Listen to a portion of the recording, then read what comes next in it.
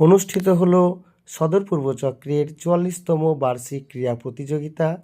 এই প্রতিযোগিতা অনুষ্ঠিত হয়েছে বহরমপুরের স্টেডিয়ামের ময়দানে। ইতিপূর্বে গ্রাম পঞ্চায়েত স্তরের ক্রীড়া প্রতিযোগিতায় যে সমস্ত ছাত্রছাত্রীরা প্রথম স্থান অধিকার করেছিল বিভিন্ন ইভেন্টে, তারা আজকে সেখানে উপস্থিত ছিল আবারও প্রতিযোগিতায় অংশগ্রহণ করার জন্য।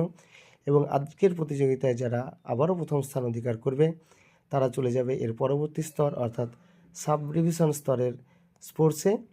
তো আজকে এখানে উপস্থিত ছিল 5টি অঞ্চলের কচিকাচারা। 5টি অঞ্চল বলতে আমরা জানি যে সদর পূর্ব চক্রের অধীনে রয়েছে বিহারিয়া, হুমায়ুপুর, রায়পুর, খিদিরপুর এবং শহরাঞ্চল।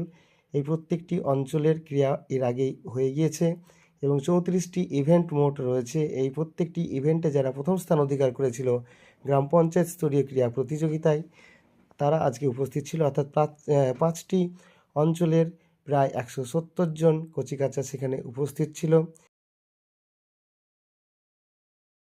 এই সমস্ত প্রতিযোগীরা হচ্ছে সদর পূর্ব চক্রের বিভিন্ন প্রাথমিক, নিম্ন বুনিয়াদী এবং শিশু শিক্ষা কেন্দ্রের পড়ুয়া। অত্যন্ত সুন্দর পরিবেশে সুশৃঙ্খলভাবে আজকের এই প্রতিযোগিতা অনুষ্ঠিত হলো।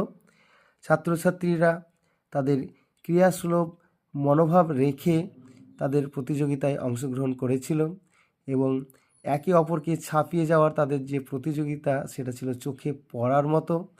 এখানে যে সমস্ত ইভেন্টগুলি আজকে অনুষ্ঠিত হলো, তার মধ্যে যেমন ছিল বিভিন্ন রকমের দৌড় প্রতিযোগিতা, আলু দৌড়, উচ্চ লম্ফন, দীর্ঘ লম্ফন, সেই সঙ্গে ছিল ফুটবল ছোড়া, জিমন্যাস্টিক, যোগাসন, সব মিলিয়ে 34টি ইভেন্ট অত্যন্ত সুন্দরভাবে সুশৃঙ্খলভাবে